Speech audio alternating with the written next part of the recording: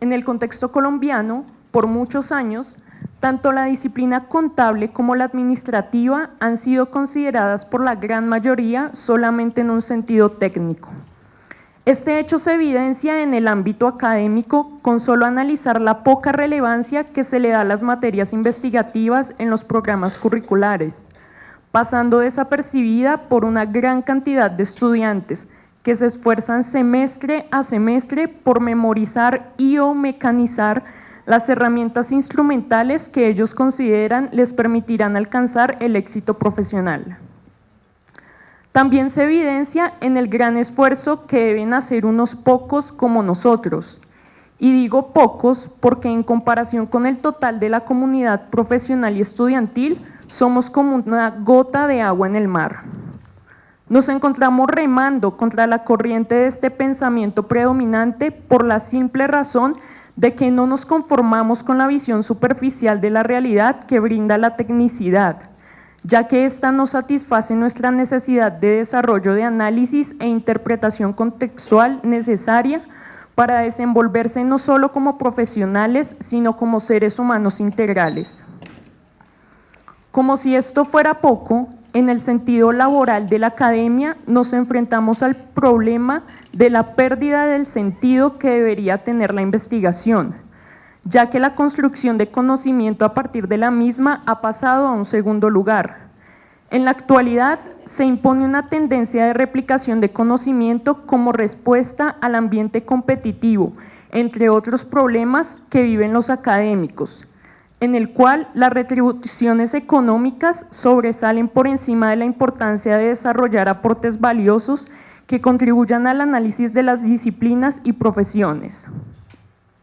De esta manera, me atrevo a realizar una interpretación y relación con lo plasmado por el filósofo surcoreano Shulhan con relación a lo interpretado por el escritor francés Michel Butor en una entrevista en 2012, en la cual manifestaba que Europa no solo estaba viviendo una crisis económica, sino literaria, de espíritu, ya que la gran cantidad de información disponible día a día hacía que esta misma se destruyera, dejando un sinsentido a su paso. Así bien, considero que en el campo laboral académico se está pasando no solo por una crisis de producción bibliográfica, de conocimiento, sino por una crisis de espíritu, de ética y de compromiso, en donde tenemos a la mano un sinnúmero de artículos y publicaciones con información que se podría destruir a sí misma, por no tener una idea sólida como base que permita construir un análisis a partir de esta. Es una simple sucesión de replicaciones impulsada por un sentido de utilitarismo monetario.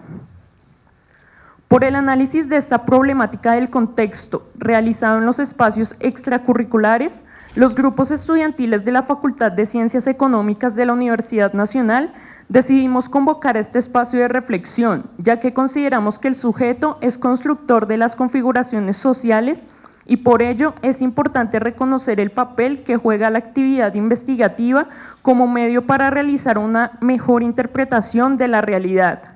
Así, a partir de las intervenciones de nuestros invitados, enriqueceremos nuestro proceso de aprendizaje, el cual es preciso aclarar que no termina con el recibimiento de un título profesional, sino que se extiende a lo largo de toda nuestra vida.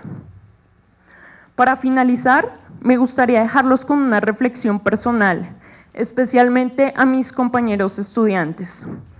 Al finalizar este semestre, que considero ha sido uno de los momentos más significativos en mi vida, comprendí realmente lo que es aprender a disfrutar el conocimiento.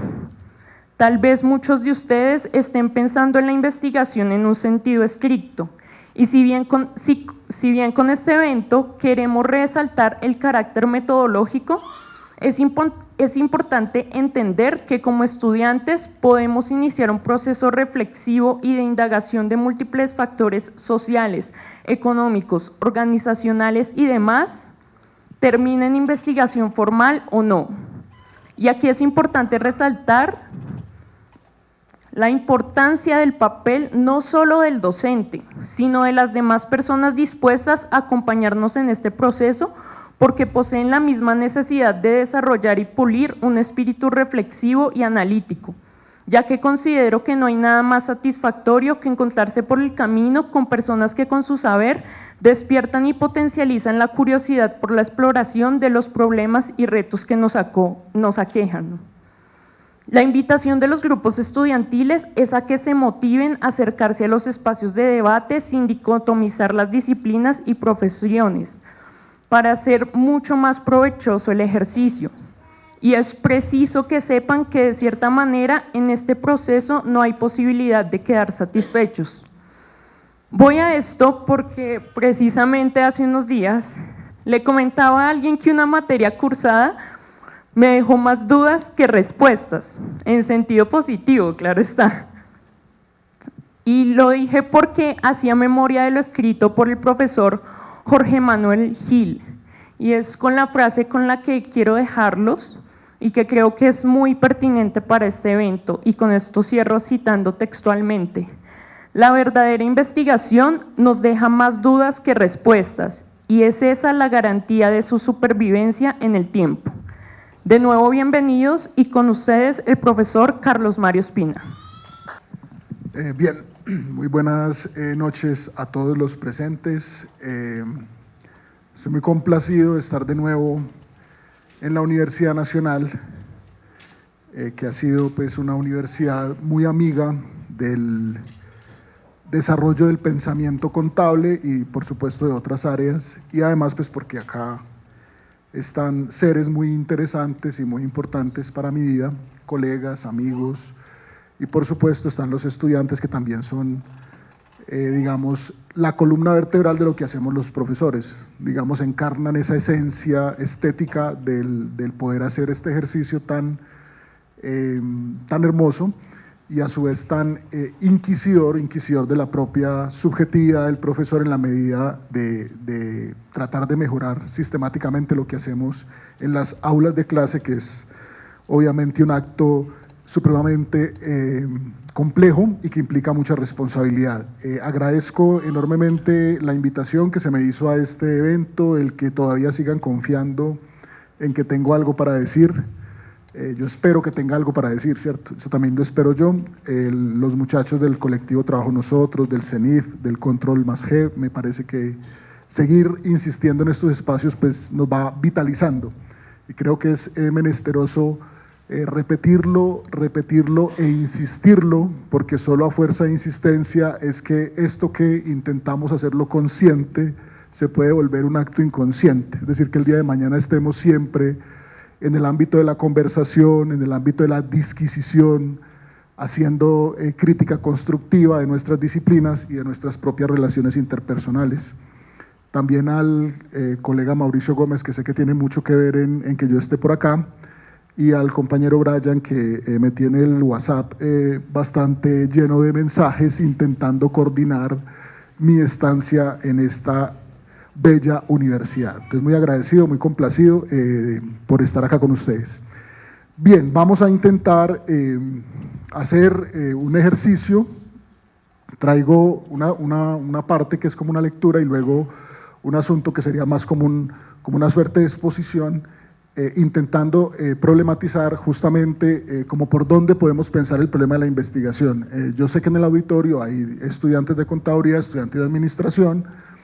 Para los estudiantes de administración algunas cosas diré, pero pues tengo que reconocer que no es el sentido estricto de la presentación, y además por su título pues no va a tocar esos temas puntuales específicos de la administración que pueden ser como un motivo más de cercanía, ¿no? Desde el punto de vista del lenguaje. Por supuesto habrán abordajes, pero pues hay que advertirlo para que digamos, para que todos nos sintamos como muy en la honestidad de por dónde vamos a discurrir. Entonces vamos a desarrollar una pequeña agendita, un sentido de contabilidad e investigación, tres asuntos que me parece que tienen que pasar, no solamente en la construcción del conocimiento, sino también en la propia estructura de la investigación, siguiendo un poco a Michel Foucault, que serían estos tres conceptos, atributos, cualidades: negación, curiosidad e innovación. Y por último, los lugares para la problematización, que es quizás lo que más me convoca en este momento y lo que quisiera trasladarles, es decir, la investigación en la escena de poder construir problemas, de poder desarrollar dinámicas de problematización.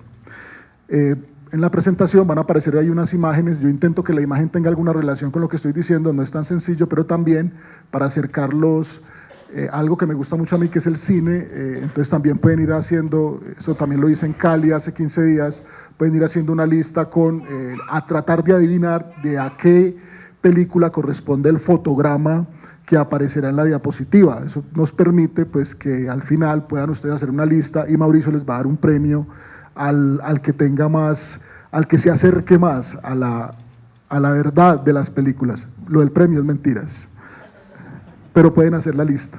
Listo. Bien, muchachos, entonces arrancó con la lectura. Debo comenzar indicando que entiendo a la contabilidad como un dar cuenta de. El dar cuenta de se ha dinamizado según coordenadas histórico-sociales, tanto la contabilidad por partida simple como la contabilidad formalizada, que seguramente ustedes han visto cosas de estas en teoría, formalizada de Mátesis o el análisis circulatorio de Moisés García, por mencionar solo algunos ejemplos, pivotan en un dar cuenta de. Entonces, la pregunta por la contabilidad y la investigación zigzaguean en de qué debemos dar cuenta. ¿Sí? Yo me declaro profundamente normativo en este sentido. Yo creo que la educación tiene sentido y la investigación y la misma contabilidad, si en ello hay un deber ser. Y creo que el deber ser de cualquier disciplina y de cualquier ciencia y de cualquier conocimiento es tratar de que vivamos mejor como especie humana, justamente, creo yo, tratando de mantenernos como especie.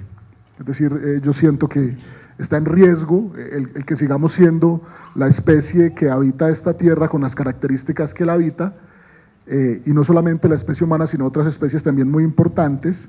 Entonces creo que el conocimiento tiene que estar allí, no lo veo en otro lugar. No creo que uno haga construcción de conocimiento para acabar con la humanidad. Creo que es justamente entender la humanidad, poder desarrollar nuevas relaciones, poder generar algunas dinámicas que nos permitan vivir mejor. Es un poco como la idea. Vivir mejor no es tener más cosas, pues de una vez lo anticipo desde donde lo estoy viendo. La contabilidad moderna ha logrado convertirse en un sistema poderoso que de su dar cuenta de dependen objetivaciones y distinciones configuradoras de realidad. Estoy en un lugar, estoy tratando de pensar que la contabilidad no está en ese plano meramente representacional, sino que la contabilidad, como casi todos los conocimientos, nos permite hacer distinciones. Ya lo decía el profesor Mauricio ahorita. Vemos la realidad a partir de unas matrices conceptuales. La contabilidad es un sistema que nos permite un conjunto de conceptos para hacer distinciones de la realidad. Entonces vamos configurando esa realidad a partir de ese marco conceptual. Si ese marco conceptual es pobre, pues vemos menos. Si ese marco conceptual o ese mapa conceptual es más rico, es más complejo, pues vemos más cosas, podemos hacer muchas más distinciones. Yo siempre coloco un ejemplo con el campo. Uno va al campo y probablemente usted se encuentra ahí una cosa verde llena de árboles y usted dice monte, selva, bosque, pero el lugareño no ve selva, monte o bosque, sino que el lugareño ve arrayán, guayabo, pino 1, pino 2, guadual, y uno no está viendo eso. ¿Por qué lo está viendo él? Porque tiene el elemento que le permite hacer esa distinción. No es que él tenga una visión 40-40, no, es que él tiene los elementos que le permiten poder decir, el arbolito que tiene este color y que produce este fruto se llama así. Yo no tengo ese conocimiento. Entonces, justamente, cuando yo me acerco a él y él me empieza a explicar, de pronto yo también empiezo a ver, se me aparecen esos árboles distintos. Ya no como ese bosque enmarañado que antes no lograba, digamos, descomponer. Piensen en lo siguiente. La contabilidad es un modo de pensar, una racionalidad o un sistema de relevancias, y pensémoslo en ese orden. Entonces yo creo que aquí traigo algunos conceptos que están en Mátesis, un poco en la expresión weberiana de que la contabilidad es una racionalidad, y en Robert y Scappens esta idea de que la contabilidad es un sistema de relevancias. Pero miremoslo, digamos, como lentamente. La definición, la contabilidad es un modo de pensar que seguramente todos la han visto por ahí, es demasiado inquietante, porque tradicionalmente pensamos a la contabilidad como instrumento, como herramienta, como un aparato, pero nunca lo ponemos en el plano de lo cognitivo, o no lo ponemos en el plano de que eso nos pone en circunstancia de poder observar algo, de pensar por lo menos. Esa sería como una primera mirada. Y lo que va a decir Mathesis, que es muy categórico, es que ese modo de pensar es un modo de pensar direccionado, es decir, que se dirige a identificar aspectos crematísticos del problema de la riqueza y el ingreso para facilitar el que no nos matemos, digamos, en el mundo de la economía, para favorecer esta idea de la lucha económica, pues que ya también ha sido desarrollada por diferentes economistas, un poco pensando que todos tenemos que ir a competir o tenemos que ir a hacer alguna gala de cierto egoísmo para sobrevivir en un mercado. Entonces, un poco esta contabilidad nos ayuda a pensar el problema del ingreso, de la riqueza, favoreciendo esa lucha económica. Esa definición me parece muy importante. Es decir, me parece importante que entendamos que la contabilidad tiene ya esa dirección en términos de que gatilla en nuestro pensamiento. Y Weber va a decir es la racionalidad calculadora del capital. O sea, es decir, lo que va a decir es una cosa que si uno lo empieza como a desgranar, dice, claro, es que el capital entiende, digamos, él hace distinciones. El capitalismo hace distinciones a partir del instalamiento de una racionalidad. Y esa racionalidad es justamente la que permite poder capturar qué entra o qué no entra en términos del cálculo.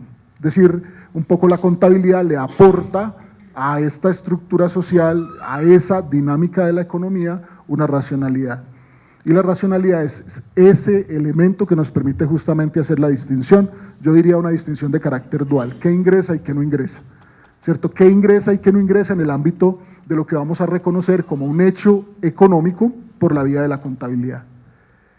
Y por último es un sistema de relevancias, y un sistema de relevancias, si ustedes siguen la expresión, piensen en un cuadro en relieve, piensen en cuando vemos algo que sale, que brota, implica que hay unas cosas que no están relevadas, no están relievadas, ¿cierto? Entonces uno puede ver la puntica del iceberg, pero no ve todo el gran cuerpo que soporta ese pequeño pico que sale. Entonces la pregunta, cuando aparece la idea de sistema de relevancias es, ¿y qué será lo que está ocultando la contabilidad?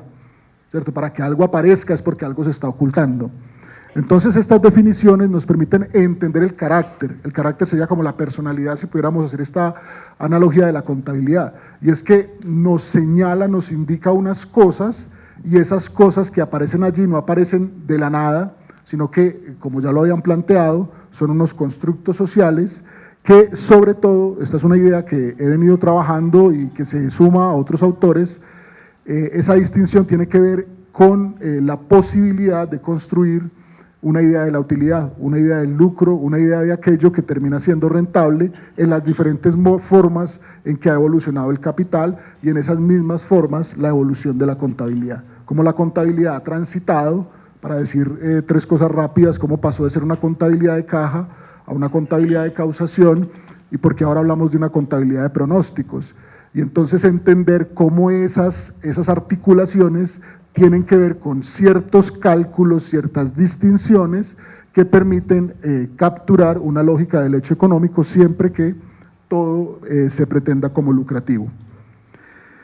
Cuando un Estado-nación dice, este es mi ingreso nacional bruto o mi balanza de pagos, cuando una empresa le dice a la sociedad, esta es mi utilidad, o cuando un balance incorpora las diferencias de valor en los libros con los valores en mercado de una empresa, lo que está diciendo ese estado contable es, esta es la realidad, y solo cuando está expresada contablemente, el verbo se vuelve carne.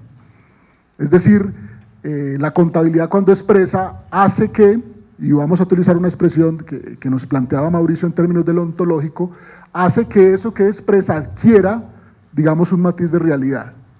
Es decir, ahí adquiere realidad. Antes es una cosa etérea, es una cosa como que no podemos observar bien, pero cuando contabilidad lo pone, dice este es el goodwill, o este es el capital intelectual, o dice este es el valor del activo, eso, ¿cierto?, aparece como una realidad casi indiscutible. Lo sentenciado contablemente adquiere corporeidad económica. Reforcemos esta idea. La utilidad de Ecopetrol era una con el modelo contable anterior a la SNIF y ahora es otra con la aplicación de las NIF. Qué cosa tan rara, una cosa que debería ser como una cuestión como que no se mueve, es como que uno dijera, ¿esta pared es o no es? Resulta que es que la utilidad, si uno hace una cosa contable es una, pero si hace otra es otra.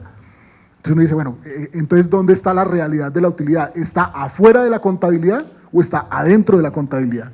Es un poco ahí lo que estamos intentando como mostrar en esta idea de que la contabilidad lo que hace es también configurar realidades. ¿Cuál es hoy la realidad económica y legal de la utilidad de Ecopetrol por fuera de lo que expresa su contabilidad? ¿Podríamos decir que hay una utilidad diferente a la que expresa la contabilidad de Ecopetrol? Es muy improbable, ¿cierto? Podríamos tener ahí una discusión, pero es muy improbable en términos de lo que socialmente aceptamos como utilidad de Ecopetrol. Es probable que esa no sea la utilidad. Es probable que hayan otros conceptos que nos permitan abordar lo que pasa en Ecopetrol en términos de cómo se acerca la construcción del lucro. Pero por lo pronto lo que tendríamos que decir es que socialmente, cuando decimos utilidad de Ecopetrol, tenemos que preguntar contabilidad, dígame pues, no hay otro lugar. No podemos decirle psicología, dígame cuál es la utilidad de Ecopetrol. No podemos decir ingeniería, dígame cuál es la utilidad de Ecopetrol. No decimos contabilidad. Y ese es el papel de la contabilidad. O sea, eso es lo importante que nos permite entender cuál es el rol que juega la contabilidad en nuestra construcción social. Estamos entonces ante un saber profundamente poderoso en la constitución de ciertas realidades. Claro, lo real está allá afuera sucediendo, pero solo podemos dar noticia de eso real otorgando nombres, y la contabilidad es un lugar para el nombrar, es decir, para dar cuenta de. Y en este orden de ideas, investigación en contabilidad la investigación en contabilidad debe configurar el sentido nuevo, espacioso, virtuoso, ético, preservador del interés público de dar cuenta de. Yo no entiendo la investigación de otra manera.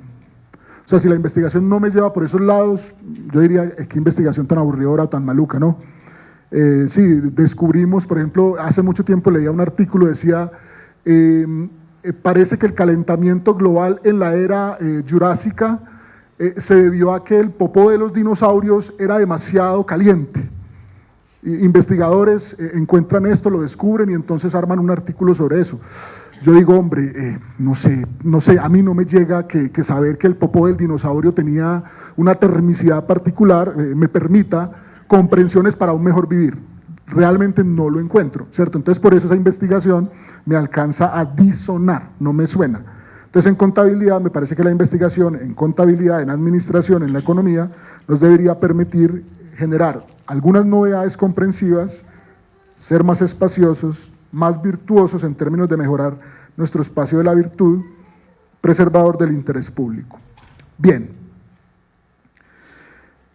Foucault decía que su pensamiento y praxis fluían en función a 3 estadios: negación, curiosidad e innovación. Quizá en este orden, y piensen en lo siguiente. La investigación debe apuntar a estas 3 acciones, pongámosle como nombre acción. La investigación debe apuntar a estas 3 acciones: negar lo que se ha naturalizado en contabilidad, desentrañando los mecanismos de fijación en la estructura social. No solamente en contabilidad, sino también en administración, el profesor Mauricio lo hablaba ahorita. Negar cómo estos modelos, cómo esta idea de la administración científica, pero también cómo esta idea de la contabilidad financiera se ha instalado y ha creado como la idea de que contabilidad y administración es solo eso. Que cuando uno dice administración, habla de procesos de gobierno para generar, digamos, una lectura eficiente de recursos, incorporando también la perspectiva económica, o que la contabilidad lo que hace es representar variables de carácter financiero patrimonial.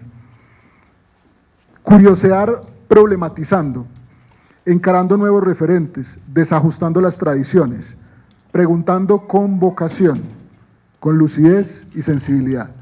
Es decir, no meras preguntas, no preguntas por preguntar, sino preguntas que tengan vocación en el sentido de curiosear, pero me gusta mucho la expresión de curiosidad de la que habla Ortega y Gasset. El curiosear es cuidadoso, no es el gato que escarba, sino que es un curiosear donde estoy cuidando, estoy siendo precavido en eso que quiero conocer. No es conocer por conocer, no es un asunto de ser un erudito o de poder decir sé más, sino que es un conocimiento que nos lleva a algún lugar. Creo que siempre el escenario será este de la preservación. Lucidez, preguntas interesantes, y sensibilidad, es decir, preguntas que nos pongan en un ámbito de esta condición de ser sujetos afectados, con afectos, con amor y con muchos otros atributos y cualidades. Y por último, configurando, creando, innovando, entregando los medios, los aparatos, los concretos que posibilitan la intervención en el mundo de las organizaciones y los lugares donde puede habitar la contabilidad. Ahí estoy dejando una pregunta en el aire, y es: ¿será que la contabilidad solo habita en las organizaciones? ¿Organizaciones de qué tipo? ¿Cuáles pueden ser otros lugares para habitar de la contabilidad? Bien, negación. Ya hemos venido insistiendo y reforzando ciertas ideas. No podría ponderar qué tanto eco han merecido en nuestra multicolor escena educativa, académica y profesional. Estas ideas gravitan sobre la crítica a la percepción de la contabilidad como mera tecnología para la representación de hechos económicos y el cliché del servicio de la información contable a la toma de decisiones, que es lo que nos venden sistemáticamente de la contabilidad. Representa, sirve para tomar decisiones. Y nos dicen eso y nunca nos hacemos la pregunta de cómo toman las decisiones los que toman decisiones con la contabilidad. Nosotros hicimos un ejercicio etnográfico pequeño ahí en el oriente antioqueño, le preguntamos a gerentes de pymes cómo utilizaban la contabilidad para tomar decisiones, y la mayoría decían: no, yo no uso la contabilidad, yo tomo decisiones cuando me estoy bañando, o se me ocurre una idea y digo, puedo hacer esto otro, pero que yo diga que uso la contabilidad. Es decir, ellos mismos no lograban ver esa relación. Entonces la pregunta que nos hacíamos era: bueno, y entonces el cliché, ¿de dónde se para? ¿Dónde es que encuentra un concreto material para poder ser un enunciado tan exitoso? Porque es un enunciado exitoso en la academia y en la forma en que aparece la contabilidad tradicional. También el supuesto de que la regulación contable se construye desde una agenda despojada de intereses, ideologías y frecuencias políticas. Como que la regulación brota, mana y es un producto absolutamente válido, confiable, y no nos hacemos la pregunta, bueno, ¿y quiénes son los que producen el derecho? ¿Cierto? ¿No les parece que hay unos sujetos, unos agentes que están configurando las normas que permiten reglar, ¿cierto?, nuestras propias vidas? ¿No les suena muy raro eso de que uno va a corte internacional y si hay un conflicto entre un país y una multinacional, prevalece el interés de la multinacional? O sea, suena a que eso fue que nosotros consensuadamente llegamos a la conclusión como sociedad de que la mejor norma era prevalecer o que prevalezca el interés de la multinacional. No, eso no parece un derecho construido de esa manera, eso parece más el derecho que se produce a partir de ciertas frecuencias de intereses políticos. Esperen, yo voy a ver dónde voy, ya. Para nosotros es evidente que debemos negarnos a estas expresiones que funcionan más como eslóganes y velos que ocultan tramas mucho más espinosas y lesivas de la condición social. Esto último suena a que la contabilidad es culpable de algo, la administración y la economía también, en alguna medida sí, pero las cosas en el mundo de las relaciones socioeconómicas se producen más en interacciones finas, sistemáticas y porosas entre diversas disciplinas, profesiones, instituciones, estados, transnacionales, sujetos, ideas, etcétera, etcétera. La realidad tiene ese nivel de complejidad, ya lo expresaba Mauricio ahorita en el taller. Y justamente en esa urdimbre, la contabilidad moderna cumple un papel, actualiza unas dinámicas a partir de sus elementos, se adapta a las condiciones de entorno y también señala, gatilla a ese entorno unas rutas de distinción por donde debe capturar la realidad.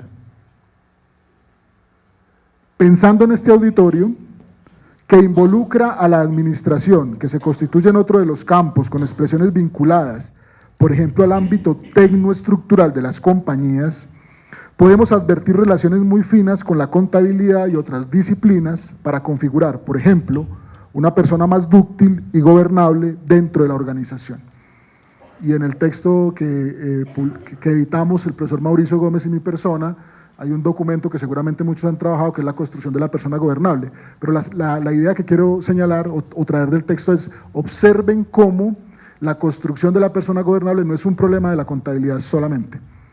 Es un problema de cómo ciertas disciplinas, la psicología conductual, la administración científica y la propia contabilidad, van articulando una serie de mecanismos para que los sujetos acepten que las formas de gobierno son formas de gobierno plausibles y por lo tanto sean más maleables a esa estructuración, desde el punto de vista de la gestión, desde el punto de vista de la forma como son informados y cómo son controlados a partir de esa información.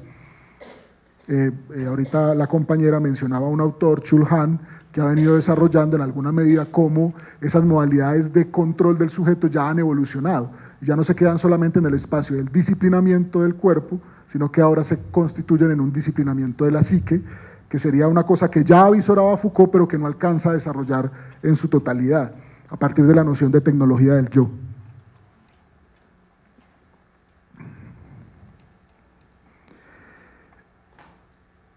O para mantener esta concepción del trabajo y las personas que lo acometen en la perspectiva de un recurso gestionable, manejado eficientemente y por lo tanto desechable bajo el eufemismo del talento humano. Es decir, en gestión nos dijeron, no, ya no se puede hablar de recursos humanos, esa palabra recurso es muy despectiva, hablemos de talento humano, pero hablar de talento humano siguió significando tratar al otro como recurso. Es decir, fue un cambio eufemístico, pero de fondo no pasó nada. Entonces uno tiene que hacer un llamado, porque uno a veces cae en ese juego. ¿A qué llamado tenemos que hacer? No, llamemos las cosas por su nombre. Sigue siendo recursos humanos. Cuando usted me demuestre por qué son talento humano, entonces hablamos. Pero por ahora siguen siendo recursos gestionables, manejados de manera eficiente. Tenemos que negar con vehemencia las ideas de una contabilidad incólume, aséptica, inocente en la escena de la creación social. Tenemos en principio que usar muchos adjetivos negativos para que se nos entienda, para que el sustantivo contabilidad sea desentrañado como verbo, vuelto verbo, y comprenderla como contabilizando, es decir, como una cosa que está siempre en movimiento, como contabilizar, como dando cuenta de algo, como accionando algo, como maquinando algo. La palabra máquina me gusta mucho porque creo que la contabilidad no es, si vamos a hablar de instrumentos, la contabilidad no es un instrumento, la contabilidad es una máquina. Es una máquina que tiene unas formas de desarrollo bastante, digamos, configuradas, es decir, tiene dispositivos muy finos de construcción y de desarrollo. La contabilidad que punza y produce, que presenta, que se estira y encoge, que filtra y rechaza, que deja ver y obscurece. La contabilidad dinámica, un dispositivo en potencia. Negar las definiciones que recitamos como catecismo, que un activo es un bien controlado por un ente que genera beneficios económicos futuros. ¿Por qué beneficios? ¿Por qué los activos no pueden ser ellos en alguna vagancia nada rentable? Negar que la continuidad, este simpático principio, sea un atributo deseable y casi propio del ente económico. ¿Por qué los entes económicos no envejecen y se mueren como los humanos? Negar que los patrimonios son por naturaleza cosas dilectas para la evolución, para el crecimiento a partir del lucro. ¿Por qué deben parir lucros los patrimonios? ¿Cómo es que crecen si consumen más energía de la que pueden hacer emerger a la sociedad? Ahí estoy pensando en un principio de entropía explicado por Omar Aktuf y por Manfred Masniff. Negar la dualidad de la contabilidad, negar que en lo contable haya obviedad en las relaciones causa-efecto, en esa no contradicción propia de la lógica aristotélica, que es la que hemos incorporado en alguna medida, hemos incorporado esa lógica del principio de no contradicción y de tercio excluido, que explica también la lógica propia de lo que es la partida doble. Negar que la contabilidad representa, negar que actúa como fotografía de la realidad o como espejo, negar que se aproxima al carácter ontológico de los hechos económicos, negar que sirve para la toma de decisiones, negar que actualmente sirve al interés público, si es que hay un público con algún interés, negar que esa contabilidad no tiene nada que ver con la lógica de los fines empresariales y que las perversidades que puedan pasar son malos usos de los contadores incompetentes o que tienen un síndrome de deficiencia ética, porque se nos dice eso. No sé si ustedes lo han escuchado, uno tira una crítica y dice, profesor, es que yo creo que eso no es un problema de la contabilidad, sino del uso de la contabilidad. Y entonces uno les tiene que recordar, les dice, ¿ustedes sabían que Enron cuando se quiebra, la mayoría de las prácticas eran legales? Es decir, estaban cimentadas por estructuras normativas. ¿Cómo consolidaban estas empresas en el contexto estadounidense? Es decir, lo que tenemos que entender es que también hay cierta perversidad en la forma en que se construye la norma, por lo que acabo de decir, es un asunto, digamos, de bucle. Si hay un poderoso que necesita una norma que le permita a él generar una imagen de la organización, pues esa norma actuará en favor de su interés y por lo tanto es muy probable que las empresas se vuelvan unas empresas mentirosas para favorecer el interés de ese dueño del capital, por lo menos en una primera forma de verlo. Entonces tenemos que negar esas cosas que se nos dicen, como que la culpa es de los contadores que no son éticos.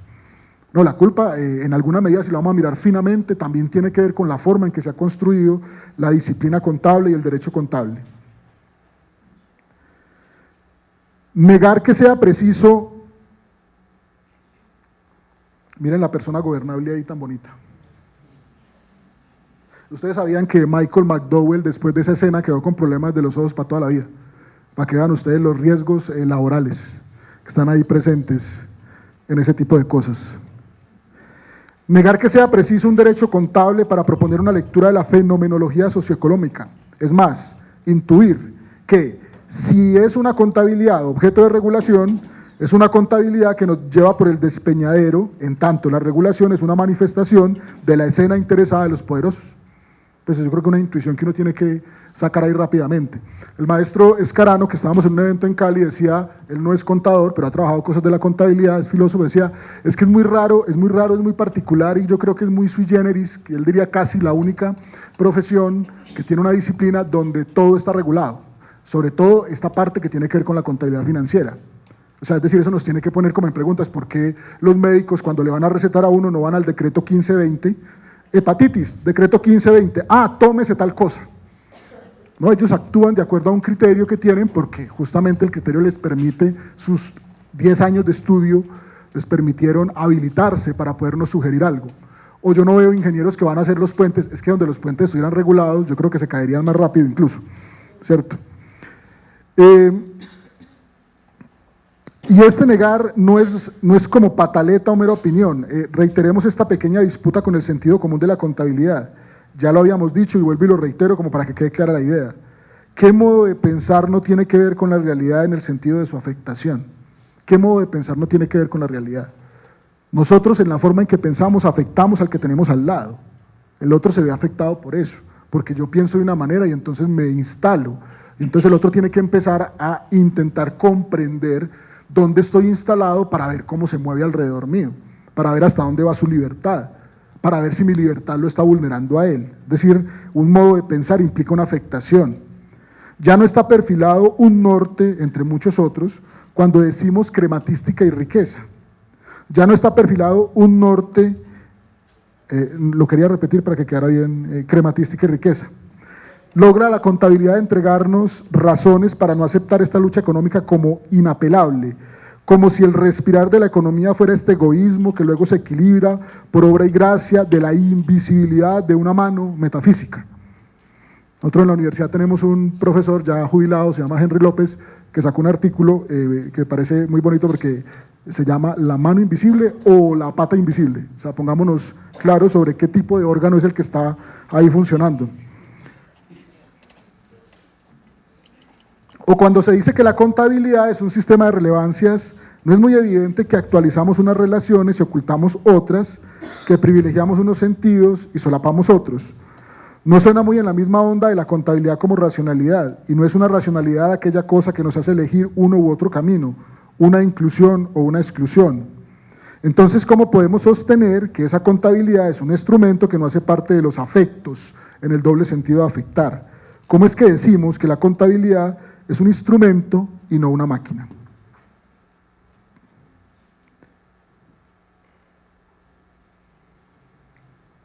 Y es también por esta idea de que nada tenemos que ver con el bien y con el mal del mundo, que no atamos nuestra subjetividad a las modulaciones de la contabilidad. Es que uno de los grandes problemas que leo yo sistemáticamente en el proceso de formación del contable es que como le insistimos que la contabilidad no tiene nada que ver con lo que pasa en el mundo, él también termina siendo un sujeto que no tiene nada que ver con lo que pasa en el mundo. Es decir, la formación lo va llevando por el camino de la indolencia, lo va llevando por allí porque le hemos venido insistiendo, es que usted lo que opera es un instrumento, usted tranquilo, usted relájese, Nadie se muere por lo que usted hace. Nadie se queda pobre por lo que usted hace. Nadie. Entonces los contadores terminamos alejándonos de la posibilidad de indignarnos frente a ciertas realidades. Yo estos días me hacía esta pregunta, yo decía, ¿por qué le van a cambiar algo a los médicos si estos berracos se reúnen y no pasa? O sea, es decir, logran bloquear una ley o algo que los afectaba. Los abogados, los ingenieros, ya, ¿por qué a los contadores les cuesta tanto? Y un poco la respuesta que me doy hoy por hoy es esa. Es que los contadores no sienten ese tipo de dolores. Como que es decir, es tanta la insensibilidad que cosas que los van a afectar a ellos parecen naturales. Ah, pues es la divina ley de la providencia X o Y, ¿cierto? Entonces, a mí me parece que hay un problema que tenemos también que resolver en términos de esto de la sensibilidad. Pasa como en ese decir contundente de Pessoa, este Pessoa es que tiene una cosa que me produce a mí, cada que la leo, digo, qué lucidez. Que los contables y los administradores, ojo que dice contables y administradores, que los contables y los administradores no deben sentir ni pensar, porque sentir y pensar es obstáculo de la acción estratégica. Y como no sentimos, cada vez estamos más lejos y quedamos presos en las indolencias que necesita el capital para poder reproducirse. Recuerden la citada frase de Nussbaum, el capital no soporta gente que piense. Y por eso por acá hay ciertos dirigentes políticos que andan amenazando profesores, porque los profesores que piensan resultan lesivos para cierto tipo de políticas. Cuando se despiden 100 trabajadores de una empresa, para el contador hay un incremento en el gasto de corto plazo por indemnizaciones y una disminución de costos salariales. Cuando el contador reconoce un capital intelectual, no piensa que eso que registra es producto de una larga historia condensada en las mal llamadas innovaciones o potenciales innovaciones. No observa ese contador que su registro es la legalización de una apropiación que hace el capital de lo que antes era comunal, apropiación de la espiral de saberes y entrecruces societales que complejamente ha ido desgranando y acumulando la humanidad. Y esto está trabajado en el documento de Mauricio Gómez y Pablo Archel sobre la forma en que se configura ese capitalismo intelectual o ese capital intelectual. Cuando el contador utiliza como santo grial la evaluación, el fair value, no se percata de la legitimidad que le otorga al absurdo de un mercado embustero, esquizo, bipolar, que se ufana de ser perfecto, pero que esconde en su entraña las más indecentes aberraciones. ¿Cierto? Uno dice valor de mercado y nosotros vamos y decimos, inclusive leía estos días un documentico, algo así como barreras a la expansión del valor razonable, y los autores decían que el valor de mercado era más objetivo, pues porque, pues mire, si el mercado dice 100 y yo en la contabilidad digo 100, soy más objetivo. Pues, ¿qué objetividad tan particular? Es decir, la objetividad como que arranca de un lugar para allá, pero no podemos pensar todo el proceso objetivamente. Y entonces esa especulación y esa cantidad de mentiras que hay ahí ya escapan a la noción de objetividad. Ya no podemos observar que ahí lo que hay son unos entrecruces, donde la contabilidad juega como una legalizadora de todos los embustes y todas las mentiras de ese mercado que luego deja una cantidad de gente desplazada, sin trabajo, al borde del suicidio. Hay una escena de Margin Call, la película que se llama El precio de la codicia, se la recomiendo y que la vean con mucho cuidado. Hay una escena donde el dueño de la empresa le explica a uno de sus trabajadores, uno de los financistas, digamos más importantes, cómo siempre han habido crisis en el capitalismo y cómo el capitalismo, es decir, se resuelve la crisis y siempre el poderoso seguirá siendo más poderoso. Es decir, la crisis parece ser que se convierte en un mecanismo de apropiación de esa misma estructura del capital. Es decir, JP Morgan, Rockefeller nunca sufren con las crisis. Ellos no dicen, ay, la crisis, me jodió la crisis. No, al contrario, con la crisis compran todo lo que quebró y entonces se adueñan de una porción adicional del mercado. Bien, por eso también tenemos que negar esta contabilidad que produce una axiología de la indolencia. Este calcular que se vuelve un cáncer y hace que todo el mundo a toda hora esté en función del algoritmo, de la optimización, de la maximización, calculando al otro como un ingrediente de su propia felicidad, invadiendo todo con la pregunta, ¿para qué sirve? Negarnos con firmeza a esa contabilidad confiscada y a su vez promotora de un capitalismo que deja sin reparo a un tercio de la población en condición de estorbo, una masa de seres sin una esperanza. Hay un texto de Alain Badiou que se llama Nuestro mal viene de más lejos. Alan Badiou allí explica cómo 2.000 millones de personas en el mundo actual están por debajo de la línea de la pobreza o de la extrema pobreza. Y ese 2.000 millones de personas no sirven ni como ejército de reserva. Es decir, no alcanzan ni siquiera a ser funcionales para la economía. No consumen, pero tampoco sirven en otra escena, digamos, que uno pensaría en otras condiciones podrían servir. Entonces, en un mundo donde el tercio de la población no cuenta, pasa algo. Entonces nosotros tendríamos como contables que pensar ese problema, pensarlo de alguna manera. Curiosidad. Cuando la negación agota los matices naturalizados de la contabilidad, se produce un vacío. Es común caer en la pregunta ¿qué hacer? Es la pregunta que más se hace luego de escuchar o leer una crítica aguda a lo establecido, a lo maquínico. Pero ¿qué hacer? Es una pregunta propia de quien persiste en la estrategia, en la hiperactividad de las recetas, en el corre-corre del mundo de la cocina o del laboratorio. Si la pregunta ¿qué hacer? Es legitimada, no hemos negado nada aún. Habremos perdido el empeño por aprovechar el vacío, por una sencilla razón, porque parece que casi todo lo que nos rodea tiene como germen la idea, una idea. Y esto no es idealismo ingenuo, no es que la idea sea primero que la cosa, o que produzca la cosa. Es que la idea es lo que nos permite actualizar algo, punzar ese afuera con lo que nos topamos todos los días desde que nos levantamos, perturbar el estado de cosas para que quizá otro estado de cosas. Y la idea no surge de la nada, está emparentada con nuestra experiencia. O no es una experiencia de estar con un grillito que te dice algo anda mal en esta vivencia, por ejemplo la experiencia del dar cuenta de la contabilidad. ¿No experienciamos algo cuando escuchamos que la contabilidad constituye realidad? ¿No? Eso no nos pone como incómodos, constituye realidad.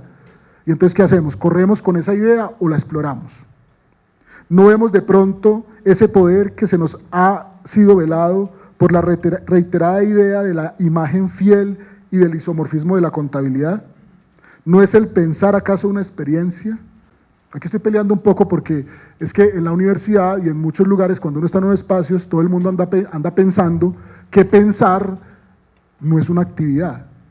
Compañeros, agota, uno se cansa, uno tiene que decir me tengo que ir a despejar porque si no me voy a enloquecer.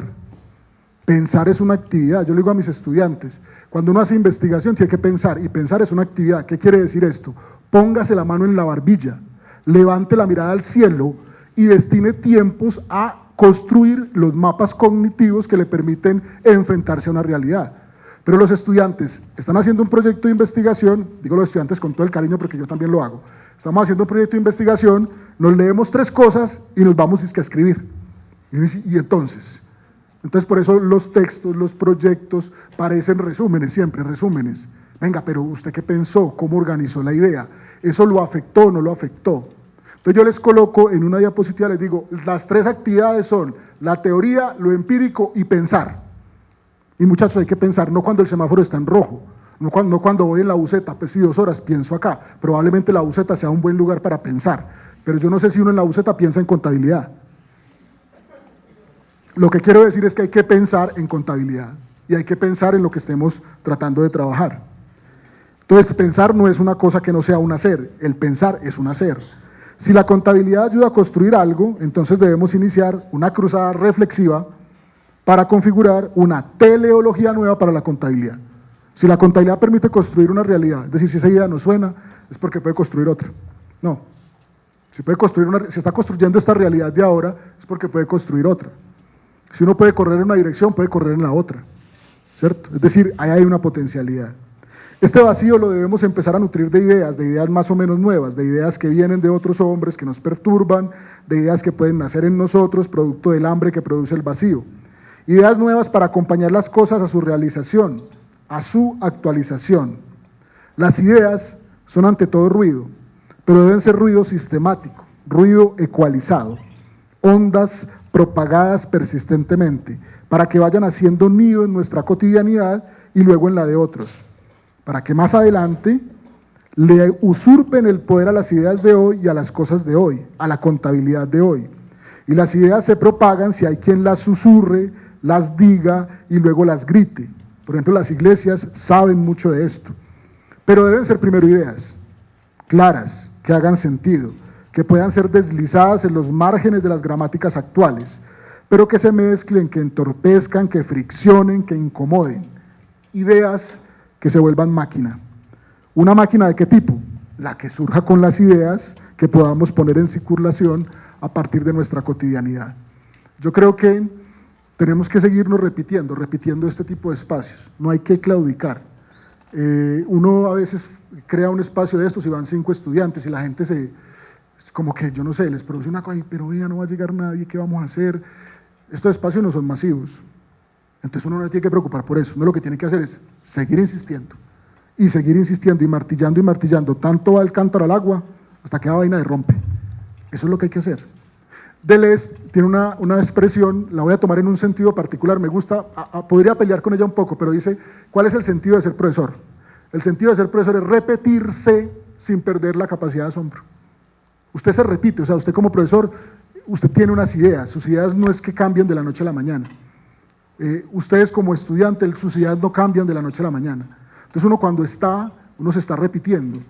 Pero lo que dice él es, no se repita sin que eso no lo afecte.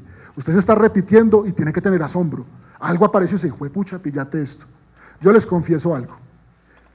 Yo podría decir que las ideas que a mí me parecen las ideas más interesantes mías, que puede que a otros no les parezca interesantes, ese no es el problema en este caso, las ideas que a mí me parecen más interesantes se me ocurren en el tablero cuando estoy hablando con los estudiantes. Es decir, están ahí. Ustedes le pueden preguntar a los estudiantes, el profesor está tomando foto al tablero, ¿se ve que no preparó clase? No, es que en el tablero aparecieron cosas que yo no tenía preparadas. Y entonces las tengo que tomar fotos para irme luego a pensar, ¿será que dije una mentira? Porque ahí apareció una cosa nueva y vaya, esa cosa nueva es una mentira bien grande, ¿cierto? Nosotros en Recocha decimos como profesores, ¿para dónde vas? A echarme una mentirita de 2 horas, ¿cierto?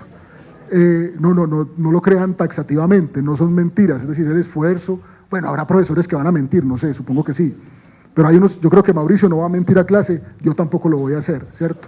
Yo por lo menos estoy convencido en que lo que digo tiene algún sentido, pero lo que quería decir es eso, ese proceso de la repetición es lo que hace que el pensamiento fluya, no hay otra manera, eso lo tiene claro el capitalismo, eso lo tiene claro los modelos que se han mantenido como modelos societales. Es un asunto de gatillar y gatillar hasta que el otro se lo crea, ¿Por qué los comerciales y la publicidad son tan eficientes? Porque es un gatillar sistemático. Recuerden lo que ya ha sido estudiado, los comerciales de Coca-Cola no son para ustedes. Ustedes ya toman Coca-Cola sin ver comerciales. Son para esos chiquitos que vienen y que tienen que llegar a ser como ustedes, tomar Coca-Cola sin hacer feo en la cara, sino decir, oh, qué maravilla. Esta es la mejor bebida del mundo, la chispa de la vida. Estoy mezclando comerciales de las 2 bebidas negras esas. Curiosear es preguntar, pero preguntar cuidadosamente.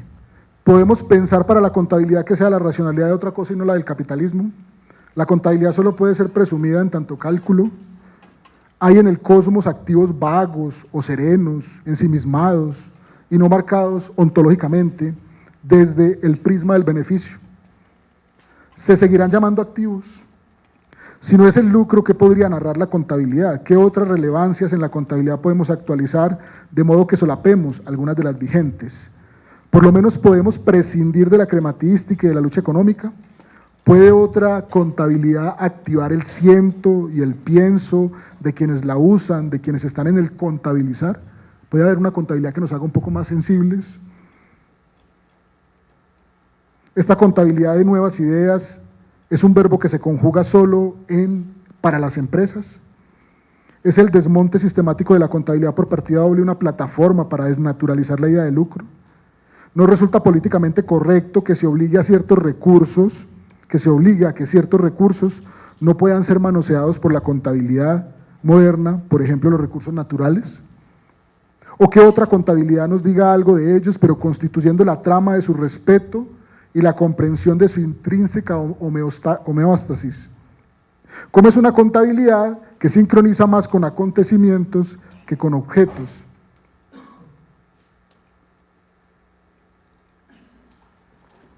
Una contabilidad cuidadosa, precavida, ojalá y construida en la amistad, que es uno de los mejores lugares para hacer que broten preguntas lúcidas pero desafinadas, si se quiere, en contra del sentido común, pero en conversación con la intuición. Una cosa es el sentido común y otra cosa es la intuición. Paradojales, perturbadoras, incómodas, preguntar siempre para no suponer nada acomodado, como acabado. Parapetarse en las preguntas de otros para experienciar sus posibilidades, para ampliar las densidades y las intensidades de lo actualizable. Claro, pues es que imagínese uno se pone a leer a George Steiner y uno es como que uno estuviera volando, uno dice, ay, tan bacano esto, y aparecen cosas. Y usted lee autores contables y van apareciendo cosas. Entonces, la idea es seguir ese diálogo. Una curiosidad que en alguna medida, una curiosidad que utiliza en alguna medida una sabiduría especial del presente, del contexto, de la historicidad de los fenómenos, de las subjetividades que se instalan en los actores con los que hay que construir, con los que hay que maquinar.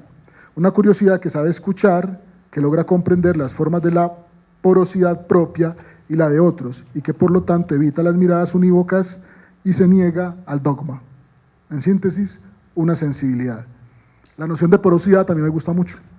Es que es esto, todos estamos afectados por el entorno, y para eso tenemos poros, y por eso a veces nos paran los pelos, ¿no? Eso que le paran los pelitos, y uno dice, ay, ¿qué me pasó? Ese es el asunto que tenemos que empezar a activar, una parada de pelos de la contabilidad o algo así, no sé. Innovación. Un nuevo pensamiento, así sea un pensamiento viejo, pero aún no actualizado en nuestra época, no puesto en la escena del presente. Hay muchos pensadores, más Nietzsche, una cosa, simplemente voy a decir, a ver si ustedes por ahí lo ubican. Él plantea que Occidente escogió 3 o 4 pensadores, y en ese mismo tiempo habían otros 3 o 4 pensadores que planteaban cosas diferentes.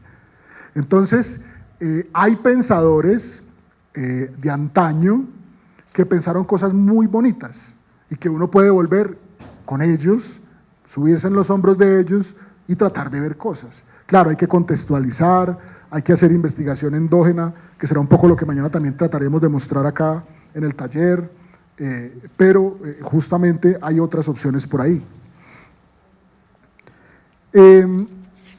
En todo caso, y reitero, un pensamiento que se vuelva gramática nueva, que tenga gentes haciéndola su coherencia operacional en el lenguaje, es decir, que estén verbalizando siempre eso, gente renombrando, resignificando su propia vida y también la contabilidad. ¿Cuál? Pues esa que vaya tomando forma con el nuevo pensamiento, porque esta vieja contabilidad es una soga al cuello que nos lleva, como quien no quiere la cosa, a la desventura, al limbo, al homicidio de la propia humanidad. Y ya dije que no es la contabilidad y la administración solas las culpables, pero es el lugar del que por ahora somos responsables. Es la habitación que debemos hacer habitable. Yo sí creo eso. Hombre, esta es nuestra habitación, entonces hagámosla que quede bien bonita para que podamos vivir en ella tranquilos o con alguna serenidad. Porque si esa contabilidad ha acentuado este maniqueísmo propio de Occidente, si la contabilidad nos lleva por la inclusión de solo aquello que es redituable, si la contabilidad tiene ese poder de soslayar una verdad como la agudización de la entropía de los sistemas de entorno que son vampirizados por la empresa, llevados a su temprana muerte, entonces quiere decir que la contabilidad puede y debe acentuar, incluir, relievar otras dinámicas, otros procesos, otra historia para una vida menos volcada en la desgracia, y la expresión puede, se repite y se repite, porque en la contabilidad reside un poder, reside una potencia. Y había insinuado que innovar es muy complejo, pero tenemos algunos virtuales desde donde se proponen expresiones para una nueva contabilidad, y aquí seré pues más esquemático porque la proposición pues son ideas que vamos a construir colectivamente.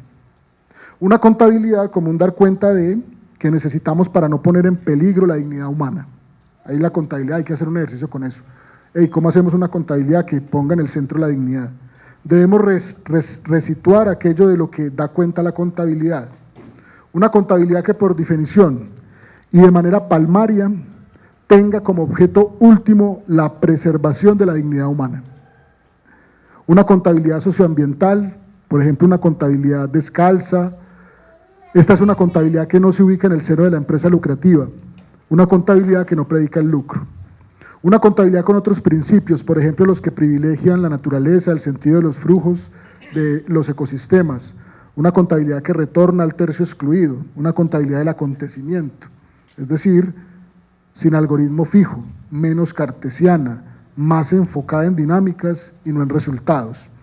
Una contabilidad sin unidad de medida monetaria, con otras formas de medida, una contabilidad quizá desmedida en el afecto. Y no se confunda esta polivalencia de la medición con ese debate tan manido entre lo cuantitativo y lo cualitativo en contabilidad. Mauricio también ya nos señalaba algo ahorita en su espacio. Una contabilidad para las empresas colombianas que siga un itinerario dialéctico contextual, una contabilidad al valor de uso, que vuelva el trabajo como centro del valor, una contabilidad de flujos energéticos, una contabilidad que internaliza y da cuenta de la capacidad de la empresa para alterar los ciclos entrópicos de los sistemas de entorno, una contabilidad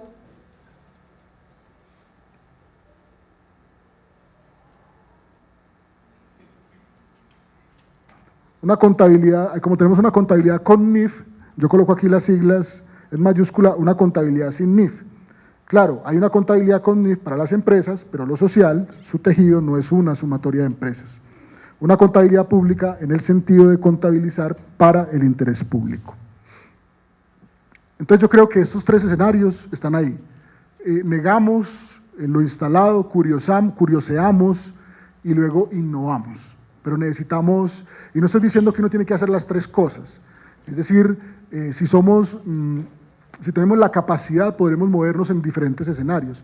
Por eso hay que crear cuerpo colectivo para avanzar en ese desarrollo. Yo creo que por ahí tiene que estar la investigación en cualquiera de estas disciplinas. Voy a hacer un apunte sobre la metodología de la investigación. La metodología de la investigación está permanentemente siendo convocada por la epistemología, incubada en el problema y la sensibilidad del investigador. Es decir, ahí están esos dos elementos, la epistemología y la sensibilidad del investigador.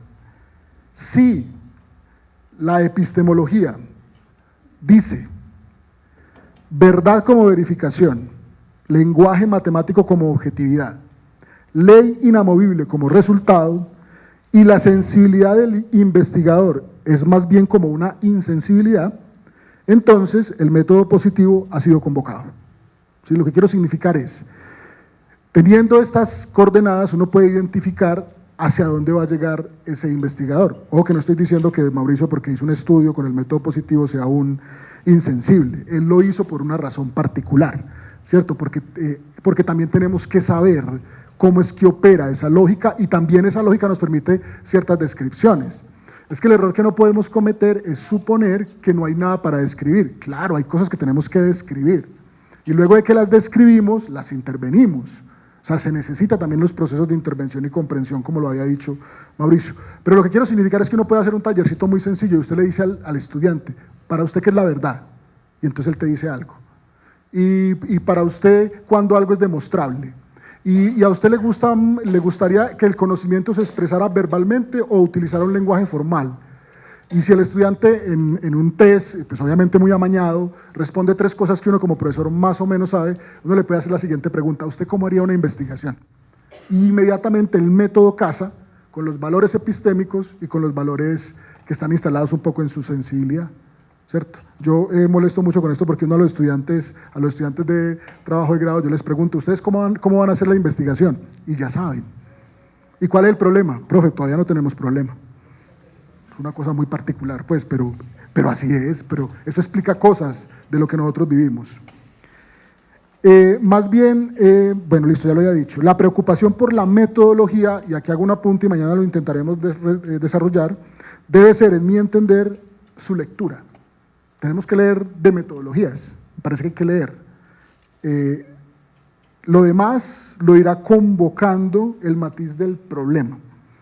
El problema le va diciendo a uno como por dónde se va a meter. Claro, si yo tengo lectura metodológica, yo tengo de dónde agarrarme. Eso es como que usted va a hacer su casa y usted tiene un escaparate con herramientas muy lleno, pues hombre, va a tener mejores opciones.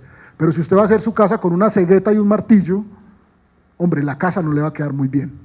Entonces uno conoce las metodologías, identifica sus posturas, sus estructuras epistemológicas, como los horizontes sobre los cuales actúan, y uno ya va teniendo nociones.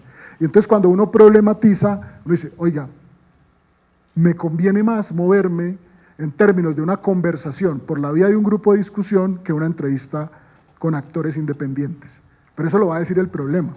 El problema es el que te va diciendo, te va convocando, te va diciendo, oiga, ¿usted cómo va a hacer ese problema haciendo un estudio vía encuestas con preguntas cerradas con escala de Likert? Pues no parece que sea por ahí. O sea, ese instrumento no te resuelve el problema. Y eso lo deberíamos, como que todos, caer en la cuenta ahí mismo. Si entendemos o tenemos la sensibilidad para permitirle al problema que nos vaya diciendo por dónde es que nos tenemos que meter. Bien, se acabó la parte de la lectura, entonces me voy a parar un momentico, me queda todavía, no me queda mucho tiempo. Voy a bajar acá como el profesor Mauricio, para que ustedes ya empiecen a despertar. Bien, no se ve Pablo, no se ve bien Pablo de El secreto de sus ojos, les pasteleé una. Bien, ¿por dónde me parece entonces que tiene que empezar a gravitar un poco el sentido de la investigación en contabilidad? Nosotros decimos que hay unos hechos económicos y sociales, pues eso lo decimos, hay unos hechos, hay una realidad por allá, una cosa que está ocurriendo. En esos hechos económicos y sociales se venden cosas, se compran, se transan, hay inflación, hay desempleo, hay una cantidad de cosas que podemos circunscribir a la matriz de lo que entenderíamos por un hecho económico y social. Yo creo que todos estamos de acuerdo en eso. Hay hechos económicos allá afuera. Y ustedes, la expresión el palito para eso, que los bayunos no me la entendían, luego la tuve que explicar. En el campo, yo no sé si ustedes la reconocen rápidamente, en el campo hay un palito para todo. El palito que tranca la puerta, el palito que cierra la puerta, el palito que mueve una cosita. Entonces la expresión el palito para eso es que hay algo, hay una herramienta que nos permite resolver algo. ¿Cuál es la herramienta que tenemos o por dónde arranca este proceso? Hay una contabilidad moderna. Esta no es la contabilidad por partida simple, esta no es la contabilidad que se desarrolló por los sumers o los babilonios, esta no es la contabilidad en las tablas de arcilla, esta es la contabilidad que se empieza a gestar en la Italia de finales del siglo XIII, XIV. Ahí se empiezan a desarrollar cosas nuevas en la contabilidad, por demandas, por circunstancias, por una cantidad de elementos que no vamos a explicar acá. Pero lo que tenemos claro es que esa contabilidad moderna logra desarrollar una estructura metodológica que incorpora el sentido de la partida doble, y esa partida doble es un sistema, eso también es largo de explicar, es un sistema concreto que lo que hace es construir, desarrollar una perspectiva del lucro. La noción sistémica de contabilidad, la noción sistémica de contabilidad por partida doble, es que todo fluye en un bucle en términos del lucro. El lucro que también va mutando. No es la mera utilidad de ingresos menos costos y gastos. Ese lucro tiene muchas formas de manifestación. Por ejemplo, hay un lucro que se manifiesta dentro de la organización y hay un lucro que se manifiesta del actor que está por fuera de la organización y la ve como un proyecto lucrativo. Entonces, hay dos modalidades que la contabilidad empieza a gatillar. Entonces, miren más o menos lo que empieza a pasar. Hay unas realidades que no pasan por la partida doble. De estos hechos económicos hay unas cosas que no pasan. Entonces, aquí yo lo que estoy intentando mostrar en el nivel es, se nos va quedando algo por fuera, ¿cierto? Continuamos. Pero resulta que de esa contabilidad moderna que pudiera tener muchas formas de expresión, pongamos solamente el caso que ustedes ven en el curso de teoría, yo puedo hablar de una contabilidad que privilegia variables de carácter productivo operativo, eso no quiere decir que no esté enfocada en el lucro, o una contabilidad que privilegia variables monetarias, un poco siguiendo el texto del potencial de la empresa y la medición contable que ustedes leen en su curso de teoría 1. Entonces, lo que ha pasado es que nosotros hemos escogido como sociedad, sobre todo la que ha tenido un marcado énfasis del modelo anglosajón, la contabilidad financiera. Y esa contabilidad financiera recorta un poco más las posibilidades que teníamos con la contabilidad moderna, por partida doble. Empieza a decir, no, estos hechos tampoco ingresan. Porque esos hechos, no, eso tiene que ver más con la productividad, o eso tiene que ver más con otro tipo de escenas que ya a mí no me interesan. Y todos sabemos que la contabilidad financiera es la mamá de los pollitos en las universidades. Todos nos formamos en contabilidad financiera, ¿cierto? En muy pocas universidades nos enseñaron otras cosas. Todo era contabilidad financiera para arriba y para abajo. Y ojo, ni siquiera contabilidad financiera. Nos enseñaron la contabilidad financiera que está regulada, la que está construida desde la perspectiva del derecho contable. Y el derecho contable, como ya lo hemos venido definiendo, también escoge algunos elementos de esta realidad que le parecen pertinentes y otros se quedan por fuera. Pongamos el ejemplo más sencillo de todos, muchachos. ¿Hay o no hay inflación? Hay inflación. ¿Qué dice el derecho contable? No hay inflación. ¿Sí? Y con la contabilidad financiera podíamos reflejar la inflación, claro, y con la contabilidad también, ¿cierto? Es decir, este derecho empezó a cercenar, va cercenando cosas, me va amplificando otras, en términos de lo que entra y lo que no entra. ¿Por qué hice esta línea acá, este cuadrito? Muchachos, porque este cuadrito es lo que acabó de decir el profesor Mauricio al final. ¿En dónde nos hemos concentrado? En la formación, en contabilidad, ahí. Todo es, estudiemos la norma, el impacto de la norma, qué pasa con la norma, y si la norma dice, y si la norma no dice, y todo este otro potencial, inclusive con el que uno podría ser crítico, pero hay unos potenciales no han sido actualizados. Y la que hemos venido insistiendo un poco, y aquí es donde entraría también algunas prácticas de investigación de orden cualitativo, mañana hablaremos un poco de eso también, hay unas prácticas contables en la organización que incluso pueden no coincidir en alguna medida con los márgenes que propone el derecho. Es decir, que la contabilidad dentro de la organización también, y ustedes leyeron a Sander y ustedes leyeron a Robert y Scappens, se negocia. Es decir, hay unas cosas que se revelan en contabilidad que incluso pueden no estar en esta órbita. O pueden ser, ustedes han escuchado el sentido de la hermenéutica, hay que intentar interpretar el espíritu de la norma, que es una cosa pues como muy también metafísica, pero lo que hacemos acá es tratar de interpretar el no espíritu de la norma. Ojalá y el espíritu de la norma sea lo que menos aparezca en materia contable. Entonces estas categorías nos permiten entender, esto está en el texto de Scapen, estos son los sistemas de información contable y estos son los sistemas de rendición de cuentas. Y aquí nosotros no tenemos casi estudios.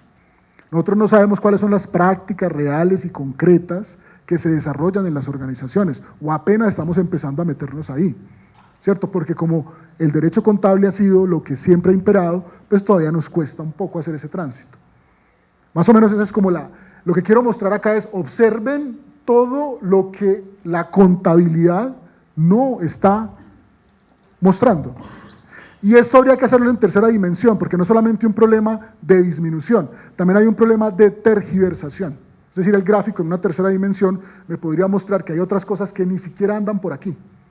No andan en el mundo de los hechos económicos, son construcciones de la propia contabilidad. ¿Listo? Entonces un poco la definición, la imagen organizacional que se revela es parcial, selectiva y distorsionada. ¿Sí? Un poco por este encuadre que hay acá. Es decir, no estamos haciendo nada por aquí, nada por acá, parecemos unos magos, nada por aquí. ¿Sí? Ahí faltan cosas. Ahí justamente en estas zonas, y por eso la presentación se llama Descentrando, justamente en estas zonas es donde creo yo que tiene que empezar a estar un lado de la investigación contable. Empezar a preguntarnos qué es lo que no entra, qué podría entrar, cómo mejoraríamos ciertas formas de mostrar en contabilidad, es decir, de dar cuenta de, que es la expresión con la que inicié. ¿De qué podemos dar cuenta? Que en esta masa compleja de lo que pudiéramos denominar lo real, la realidad, nos permitiera avanzar en una dirección menos catastrófica para mi gusto.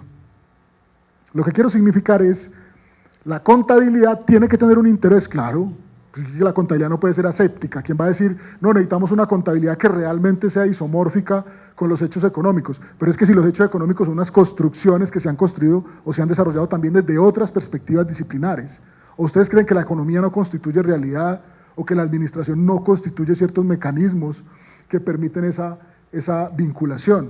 Lo que estoy diciendo es que la contabilidad tiene que tener un interés y el interés tiene que ser, llamemos a eso el interés público o la dignidad humana, yo no sé cómo lo podamos llamar. Ahí ustedes me podrán ayudar. Pero tiene que ser una contabilidad interesada, sí. No estamos en la idea de que tenemos que representar isomórficamente esto. ¿Qué idea tengo yo? ¿O qué idea me parece que es la que hemos venido como construyendo con Mauricio y con otros colegas? Tenemos que empezar a construir una imagen de la realidad organizacional, ¿cuál? La que le conviene a una sociedad en unas circunstancias determinadas. Es un saber interesado, debe tener un telos particular, ese telos tiene que ver con nuestras propias dinámicas societales. Entonces por acá es por donde tenemos que empezar a problematizar, por acá también, pero las problemáticas tienen que tener otra perspectiva. Por ejemplo, ¿qué otros hechos económicos y sociales, cierto? Un poco para centrarnos acá, son objeto de presentación o de representación. ¿Solo el lucro? ¿Solo un pensamiento dualista en términos contables? A mí me gusta mucho la idea de que podamos plantear una contabilidad que vuelva a traer el tercio excluido. Ojo que eso no tiene nada que ver con la contabilidad tridimensional que por ahí hablan aquí en Colombia, no tiene nada que ver con eso. No van a confundir tercio incluido con contabilidad tridimensional. Yo todavía no sé qué es eso, pero sé que no tiene nada que ver con el tercio incluido. Podemos desarrollar una contabilidad para la productividad. Sobre esto han habido cosas. Hay profesores de la Universidad Nacional y otras universidades que se han preguntado por el problema de la productividad. Lo que pasa es que dejamos de hacerle eco a eso, justamente el proceso de repetición. Se nos empezó a olvidar que para que una cosa funcione, tenemos que seguir insistiendo. Entonces hay que volver ahí, insistir. Hey, necesitamos, para las pymes, para las empresas medianas en Colombia, necesitamos evaluar más el problema de la productividad. Eso quizás implique hacer nuevos desarrollos en materia de contabilidad de gestión, ¿cierto? Eso quizás lo implique. ¿Por qué hay que hacerlo? ¿Cierto? Porque ustedes ya lo saben, en el marco conceptual de las normas internacionales dice muy claramente, estas normas no están hechas para los gerentes. Si usted quiere tomar decisiones con estas normas, haga otras cositas, adicione. Si le sirven, muy bueno. Pero la información financiera, y por eso es muy interesante que ya se llamen normas internacionales de información financiera, están construidas para que terceros, sobre todo inversores, tomen decisiones sobre si compran o no compran acciones de una empresa que reporta información con NIF. Lo que pasa es que nosotros no entendemos las diferencias contextuales y entonces le decimos a nuestros gerentes que la información que se produce con NIF les sirve para tomar decisiones, cuando obviamente no les va a servir porque la misma NIF lo dice. Es que ni siquiera tenemos que hacer un ejercicio crítico, no hay que espantar a nadie, vaya a leer el marco conceptual. Hombre, usted quiere tomar decisiones gerenciales con esto, tiene que hacer unos ajustes, esto no está pensado para esa dinámica. Necesitamos derecho contable, necesariamente. ¿Será que nosotros pudiéramos avanzar como a ofertar algo como lo hacen las demás profesiones? Servicios donde podamos construir arquetipos, modelos de información que tengan un sentido diferente y que no estén atravesados por el problema de la norma contable. No tenemos que esperar, no, yo no hago eso porque es que la norma no dice que hay que hacerlo. Pues yo creo que tenemos que trascender esa mirada. ¿Cómo se trasciende eso? Pues haciendo cuerpo, insistiendo, reitero, en la construcción de otras ofertas contables. ¿Cómo operan las asimetrías de información entre contabilidad y gestión? Esta pregunta la coloco acá porque una cosa que me ha venido pareciendo interesante es que nosotros hemos venido insistiendo en que haya asimetrías de información entre el gestor y el dueño del capital. En un trabajo que he venido haciendo, conversando con algunos contadores, lo que empiezo a observar es que también hay asimetrías de información entre contadores y gestión, o departamentos de contabilidad y gestión. Y eso tiene que ver con las prácticas concretas en las organizaciones. Es decir, me parece a mí que también tenemos que estudiar cómo es que la contabilidad se instala como tecnoestructura dentro de la organización, aún sin que los intereses de los contables expertos, que lo que hacen es tratar de validar su propuesta funcional y profesional, esté en relación directa con los objetivos de la gestión. Un poco tratar de explorar cosas ahí. Hay muchas más preguntas que podemos hacer en el terreno de las prácticas. Muchachos, nosotros no sabemos nada de cómo, por ejemplo, es el mundo laboral de nuestros contadores, ¿cierto? Apenas se han venido a hacer algunos esbozos sobre el problema de salud ocupacional, ¿sí? Una profesión tan riesgosa como esta, síndrome de Burnout, gente que ya es inválida mentalmente, o sea, declarados inválidos por las presiones a las que se han visto sometidos por ejercer la profesión contable. Eso no lo estudiamos, no sabemos nada de eso, no tenemos información que nos permita datear eso. Nuestros estudiantes salen y trabajan en algunas firmas y luego empiezan a naturalizar sus procesos de explotación. Yo le preguntaba a un estudiante estos días, oíste, ¿y a vos no te parece muy teso tener que trabajar los domingos? Me dice, profe, lo que pasa es que si yo no trabajara, yo jugaría PlayStation, entonces mejor trabajar. O sea, esto es muy complejo así. Es muy complicado que ya uno llegue a ese extremo. Ellos cuentan chistes, y es que en el chiste hay cosas para estudiar. Ellos llegan y dicen, oíste, ¿cómo será Medellín de día? Y yo no entendía bien el chiste, porque es un chiste como fino. ¿Cómo era Medellín de día? Sí, profe, es que nosotros salimos de la casa a las 4:30 de la mañana y llegamos a las 11 de la noche. No sabemos cómo es Medellín de día, ¿cierto? Entonces es una cosa muy compleja. Es decir, que nosotros, lo que les digo de la indolencia, que nosotros no tengamos la capacidad de pararnos un poquito en la rodilla y decir, hey, las condiciones laborales tienen que ser por lo menos estas. Pues no se puede seguir legitimando un modelo de explotación como ese que se genera. Un modelo que está totalmente estudiado. Las firmas tienen muy claro qué tipo de estudiantes están recibiendo a trabajar. Tienen muy claro que son unos millennials. Tienen muy claro que el modelo es un modelo de rotación. Eso lo tienen claro ellos. ellos lo tienen estudiado, ¿cierto? Pero nosotros no nos estudiamos a nosotros mismos para saber cómo nos insertamos, qué podemos hacer o qué podemos dejar de hacer. Voy cerrando porque por allí me sacaron la paleta. Podemos hablar de una contabilidad de la pobreza, podría ser, o cuál es la contabilidad realmente endógena en el contexto colombiano. Cuál es como una contabilidad que nos permite leer cosas de nuestro propio contexto. La noción de endogénesis de la que tan elocuentemente nos hablaba el maestro Falsborda. Cómo construimos conocimiento contable que nos permita hacer una lectura de nuestras propias realidades, de nuestras propias empresas y de las características de esas empresas. Podemos hablar de una contabilidad de la externalización entrópica, o más bien una contabilidad de las empresas que internalicen las propias entropías del sistema empresarial, ¿cierto? Por aquí yo tengo un interés personal, entonces por ahí algo empezaremos a hacer, como empezar a entender un poco cómo puede ser una contabilidad en ese orden. Eso está por fuera de esta matriz, o de este foco, está en otros lugares. Creo que cuando hablamos de investigación, y quizás esto lo reforzaremos mañana en el panel, cuando hablamos de investigación en contabilidad o en administración, hay que empezar a mirar por dónde está lo que se convirtió en ortodoxo, lo que se naturalizó y cómo empezamos a desbordarnos un poco de esos márgenes para empezar a proponer cosas. Yo no estoy, alguna vez alguien me dijo, no, lo que pasa es que vos tenés una mirada muy pesimista de la contabilidad. No, yo no soy pesimista de la contabilidad.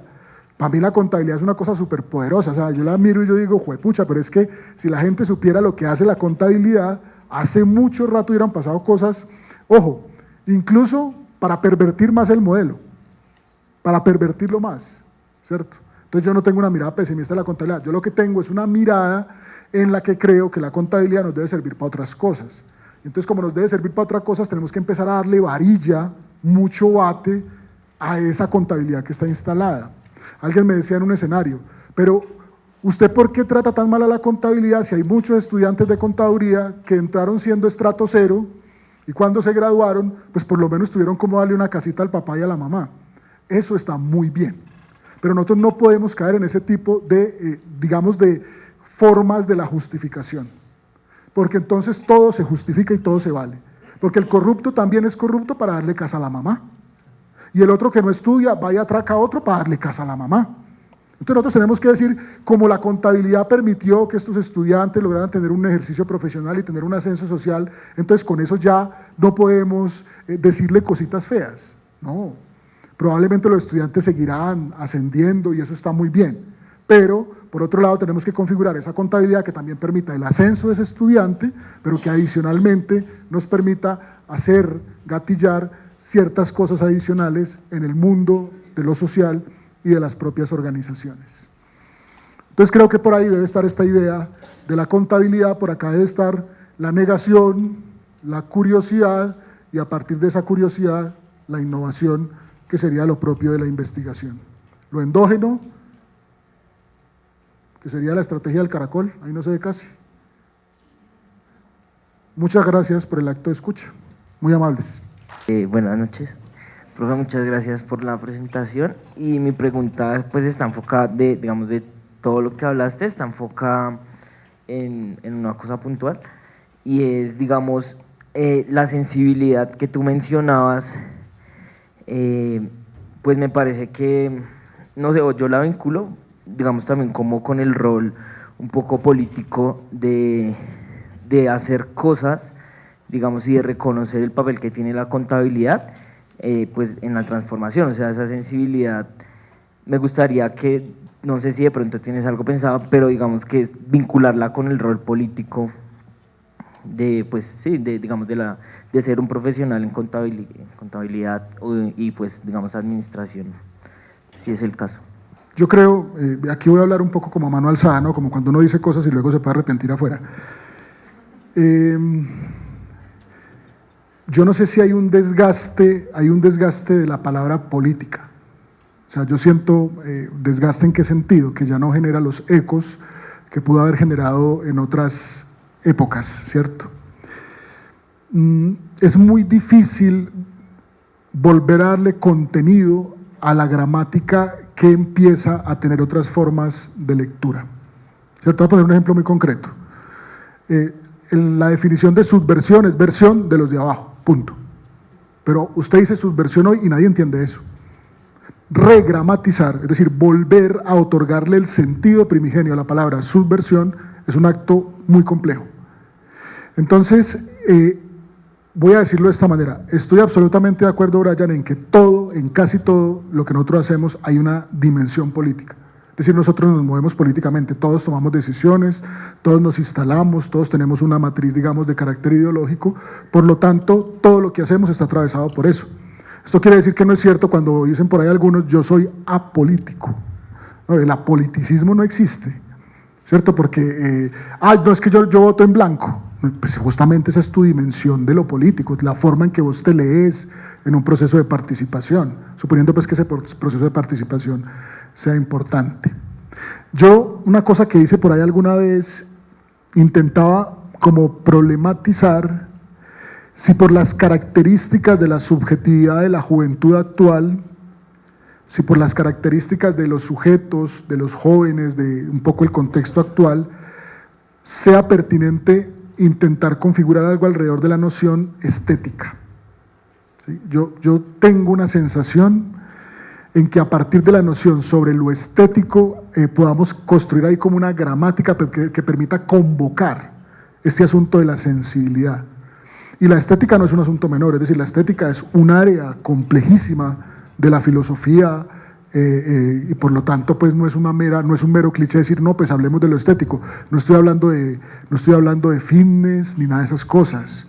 Estoy hablando de la estética en el sentido de cómo podemos configurar un ideario para que el sujeto, ¿cierto? El sujeto logre hacerse la pregunta por cuál es la imagen que proyecta de sí. Porque creo que es una pregunta que no está. No es una pregunta que está. Y a veces cuando no la hacemos ya es un poco tarde. Y dice, yo ya quiero saber cuál es la imagen que yo proyecto de mí, pero ya trabajé 40 años, ya tengo el hígado vuelto nada, o tengo un estrés el berraco acumulado, síndrome de qué sé yo, y entonces ya no hay tiempo de proyectar absolutamente nada. Bueno, nunca es tarde para que no van a pensar que ya no va a valer la pena. Lo que quiero decir es que, hombre, para poder haber hecho algo, necesitábamos que la pregunta fuese un poco antes. Entonces yo no sé, Brian, y se me ocurre, y por eso digo que esa mano alzada, yo creo que hay que hacer una cruzada para nosotros empezar a reivindicar el sentido de la estética como el arte de preguntarse desde muy temprano, es decir, desde muy jóvenes, como cuál es el sentido que queremos para nosotros mismos y para la propia humanidad. Y lo que yo encuentro, al menos en términos muy puntuales, es que casi nadie dice yo quiero ser un corrupto. Casi nadie dice yo quiero una humanidad con hambre. Casi nadie dice yo quiero una humanidad donde haya pobreza. Yo quiero mantener esa sociedad de los 2.000 millones de habitantes que no cuentan. Casi nadie lo dice. Y yo creo que no lo dicen y son sinceros. En una edad relativamente temprana. Estoy hablando de los jóvenes que entran como a la universidad. Entonces siento que hay una posibilidad, porque lo que sí he notado, y entonces ahí podremos discutirlo, es que usted les dice política y salen corriendo. O sea, usted les dice, no, es que la idea es construir un proyecto político. No, profe, usted lo que pasa es que usted ve que es más de izquierda que un berraco, usted quién sabe dónde formó, no, yo no me voy a meter en esa vuelta. Entonces yo creo que uno tiene que empezar, claro, hay gente muy radical y dice, no, hay que llamar las cosas por su nombre. Yo, pues si las llamas por su nombre y no funciona, entonces ¿qué tenemos que hacer? Hay que empezar a mirar cómo es que podemos tejer a partir de lo que pudiéramos denominar en alguna medida, y siguiendo también a Foucault, una regramatización. O sea, empezar a crear otros semas que nos permitan interacciones, empezar a construir otros sentidos. Y si eso implica abortar algunas palabras, las abortamos por un tiempo y de pronto después volvemos sobre ellas. Pero creo que en este momento necesitamos cosas como más fácticas. Entonces yo lo estoy pensando ahí, estoy pensando que hay que, para resolver el problema de la sensibilidad, hay también que mostrarle al estudiante de contaduría cómo esa formación contable lo vuelve de cierta manera, cómo afecta su subjetividad, que también es una cosa que hemos venido explorando con Mauricio y con el profe William Rojas, el problema de la subjetividad o entender un poco la subjetividad del estudiante. Hay una profesora argentina que decía algo y me llama profundamente la atención. es que el problema del cálculo no es un problema solamente del numerito, ¿no? Porque uno dice calcular, reste 50 menos 20 me dio 30, ¿cuánto me gano? ¿Cuánto me vale el pasaje? ¿Cuánto me va a quedar para invitar a la chica a cine? Dice, no, hay muchas formas del cálculo. Ella dice, por ejemplo, es calcular que un estudiante entre a clase y entonces mira al profesor, va a mirarlo y dice, ¿usted cómo es? ¿Cómo se mueve? ¿Qué hace? ¿Qué dice? Que saco mi celular, se lo pongo enfrente, a ver si el profesor me dice, apague el celular. Si no me lo dice, entonces mi operación de cálculo es, puedo estar en clase y whatsappear al tiempo. Y eso es, en alguna medida, una incrustación social del modelo de eficiencia. Yo no creería que no, pero ahí hay una operación. Yo creo que nuestros viejos iban a clase, punto. No quiere decir que no se distrajeran, sino que la gente no andaba como en esta otra perspectiva o estas cosas que pasan hoy por hoy, donde hay un fenómeno que hace que el sujeto se vuelque en atenciones a otros lugares. ¿Y cómo me lo han justificado a mí algunas personas, no estudiantes? Profesor Carlos Mario, es que ahora ellos pueden hacer muchas cosas a la vez. Lo que pasa es que usted es un retrógrado que cree que tiene que estar concentrado. Entonces yo digo, yo sí tengo que indagar eso, pues tengo que saber si es cierto que ya hemos logrado esas capacidades, donde, ojo que no son desatentos, porque eso no es la categoría de análisis mía, no es la desatención, es la atención en otro lado. Es decir, es un problema mío. Yo no logro captar la atención del estudiante. Pues el estudiante podría estar encarretado conmigo, pero está encarretado con el partido de la Selección Colombia. ¿Qué quiere decir? Selección Colombia mata a Carlos Mario, ¿cierto? Pero eso no es un problema de desatención, él tiene todas sus capacidades. Es un sujeto inteligente, es un sujeto sensible. Entonces yo no puedo despreciarlo porque haga eso. Yo lo que tengo que hacer, y eso es un poco la tarea en la que estamos intentando, por eso hacemos la lectura de las subjetividades, y uno cómo intenta comunicarse, así sea un poquitico, ¿cierto? Con ese que tiene enfrente. Uno como conversa con ese que tiene enfrente para que lo que él adivina de lo que uno dice sea más o menos parecido a lo que uno dice, aunque uno sabe que hay una distancia enorme. Pero estaba colocando ese ejemplo, Brian, para señalarte que es muy importante mostrar que cuando decimos racionalidad calculadora desde el punto de vista de la contabilidad, no es un problema de balances y estados de resultados, es un problema de que esa vaina se incrusta, ¿cierto? Hay expresiones, y con Mauricio las hemos mencionado, cuando el estudiante dice, el costo de estar con esa pelada es tal cosa, el costo de estar con esa pelada. Hombre, ¿por qué no tenés otra expresión? Pero es que yo soy contador. Pues ellos no lo dicen así, pero es que está atravesado por la lógica de la contabilidad. Entonces, esa es una expresión muy sencilla, pero pueden haber otras mucho más complejas. Es cómo en la vida sistemática todo se vuelve una medición, una racionalización, una eficientización de cualquier gesto incluso de los gestos que son los que estarían más en el ámbito de una sensibilidad un poco más libre, es decir, una perspectiva más desde la estética. Eso es lo que puedo decir por ahora. Buenas noches. Bueno, primero agradecerle por la presentación. Yo quiero dejar una reflexión porque se me llama la atención, digamos que venir al evento inicialmente, creo que es necesario, ojalá se diera más seguido en términos de la metodología y de ver un poco cómo se trabaja o se quiere trabajar el tema de investigación tanto formativa como científica dentro de las universidades. O sea, la reflexión que traigo es porque frente al tema de lo que hablaba el profesor Mauricio en el proceso, que para mí básicamente la investigación es un proceso donde se siguen unos pasos para lograr ese conocimiento de la forma en que se defina por parte del investigador, pero también lo traía a colación por un comentario que hice su merced frente a los estudiantes y los profesores, porque es también, digamos que, entre comillas, un problema que surge, es que estamos más pendientes del producto que el mismo proceso de investigación. Esto va dentro del mismo modelo de medición, todo este cuento de los grupos, y entonces cuando uno va a estos espacios de ponencias y va a espacios estamos más preocupados en el término de presentar ese resultado de ese producto y no de generar, ¿cierto?, un real proceso de investigación donde se consolide y se logre ese espacio y se llegue a algo que que sea consecuente, como decía su merced, frente a temas de investigación. Y pues otra pequeña reflexión que también pues es para que de alguna forma su merced pueda dar un aporte, es mirar que también hay una confusión a veces cuando uno cree que trabajar con comunidad ya está siendo social o ya se sale a lo cualitativo.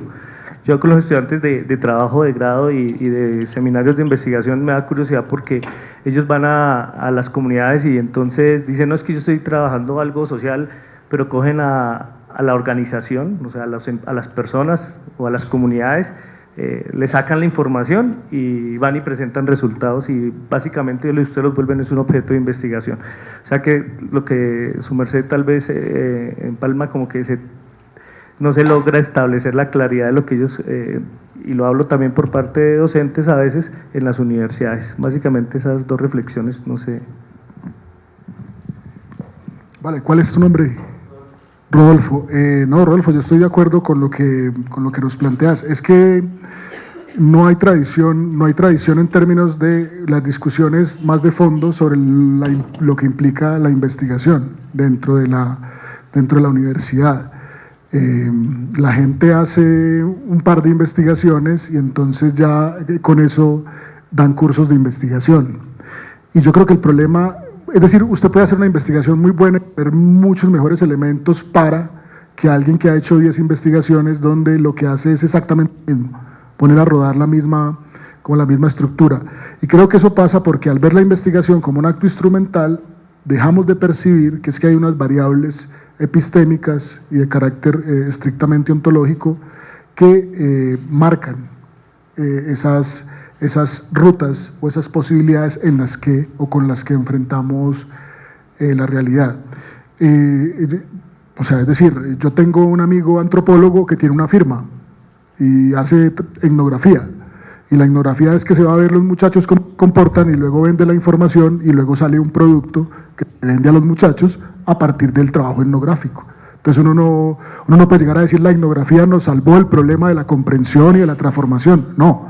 Es decir, en eso hay que ser muy claros en el sentido de que justamente un trabajo etnográfico un poco más riguroso, más serio, lo que busca es hacer una comprensión y en algunos casos no solo intervenir, puede ser, en otros no tanto, porque eso también depende de qué enfoque o con qué intenciones se haga el trabajo, pero en efecto ese contacto con el campo no resuelve el problema, o sea, no es un problema del contacto con el campo, pero lo que te quiero decir es que en contaduría ni contacto con el campo pa' mal, o sea, es que ni pa' mal nos contactamos con el campo, ahí hay una debilidad muy grande, o sea, hay que empezar a trabajar. Apenas empiezan a aparecer unos trabajos sobre rescatar cosas que hay allá, qué está pasando, qué dicen los actores, qué verbalizan, y entonces cómo podríamos entender esos fenómenos de las dinámicas, en cómo la contabilidad aparece más en la esfera de la rendición de cuentas. Entonces yo creo que hay que seguir, Rodolfo, insistiendo en problematizar la investigación misma como una categoría muy propia de la modernidad. Yo quiero cerrar con una expresión de Heidegger, y él lo pone muy claro. En el contexto de la modernidad, la investigación es servicio, actúa como servicio. Es decir, uno tampoco puede cometer el error de creer que es que la investigación, como esa expresión, nos salva de algo. Si uno se descuida, es todo lo contrario. Es que la investigación ha sido configurada en un contexto en el que también lo que hace es favorecer los procesos de reproducción del mismo modelo. Y por eso la investigación que se paga, la investigación rentable, la que financia conciencias, es esa. No es la de ir a las comunidades a ver qué pasa, no es la de observar las problemáticas, esa no es la que están financiando. La que están financiando es la que se convierte en tecnología, en productos, en patentes, o con la que unos grupos obtienen ahí unos recursos sin que ni siquiera la investigación logre impactar realmente el contexto en el que se desarrolla. Entonces eso es para problematizar y seguir avanzando en la caracterización. Muy bien, vamos con la última intervención. Buenas noches, profe. Muchísimas gracias por haber aceptado la invitación de los grupos. Me surge una inquietud respecto a una de las características que el profesor define como investigación, y es el preservar el interés público. Entonces, de acuerdo con eso, me gustaría saber cuál es la definición que el profesor tiene del interés público y cómo eso va a encajar en esos hechos económicos sociales que se muestran y que no se muestran en la contabilidad. O sea, si esa definición es posible que enmarque todos esos hechos que existen, bien sea que se muestren o no a través de la contabilidad. Sí, muchas gracias. No, lo primero es la aceptación de la invitación, pues yo siempre muy gustoso de estar con ustedes compartiendo y aprendiendo. Bueno, yo no voy a decir que yo haya hecho el estudio de la noción de interés público desde cómo se ha abordado desde las esferas de la sociología o desde la misma filosofía política. Creo que el error que no podemos cometer es comprender que el interés público es lo que al público le interesa. O sea, porque por ahí he escuchado cosas como en ese sentido, no. Lo público tiene que ser inclusive formado, tiene que ser reconfigurado. Yo entiendo en la esfera de lo público, esa esfera en la que podemos configurar los elementos que nos permiten que las autonomías individuales no se convierten en lesivas para el propio individuo. Es decir, hay una lectura juiciosa social en la que configuramos en la estructura de ese interés aquello que tiene que ser gobernado para efectos de que lo que hacemos en esta proclividad a ejercer nuestra libertad de manera indeterminada, pues se encuentre como una especie de barrera. Entonces yo creo que el sentido del interés público es hacernos la pregunta en términos de lo público, ¿qué es lo que vamos a preservar para efectos de que como sujetos tengamos el acceso a una autonomía que nos plenifique, pero que en ningún caso altere o vulnere el derecho que tiene el otro a su propia dignidad, a su sensibilidad, a tener una vida digna. Entonces, lo respondería también de la siguiente manera. Cuando digo interés público, creo que también hay que empezar a definirlo, ¿no? Es decir, hay que empezar a construir esos sentidos que nos permiten ubicar a la contabilidad allí. Lo que creo es que la contabilidad tiene que empezar a salirse de la idea de que el único interés sobre el cual debe gravitar es el interés del dueño del capital o del gestor en algunos casos, y entonces empezamos a vincular otra escena. Pero no es la escena de la sumatoria de lo que quieren los stakeholders como agentes en libertad, no. Son agentes en libertad, sí, no me gusta la palabra stakeholders, creo que es más la misma configuración de un proyecto de civilidad en el que hay que preservar una esfera de lo público.